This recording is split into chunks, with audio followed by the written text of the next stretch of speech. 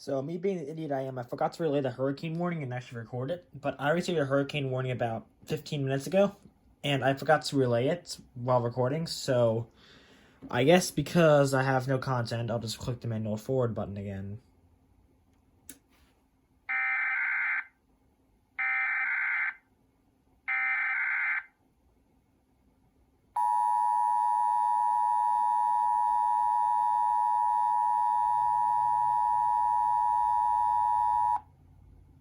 A hurricane warning is in effect. A tropical storm warning has been upgraded to a hurricane warning for the following areas in Mississippi: George and Stone.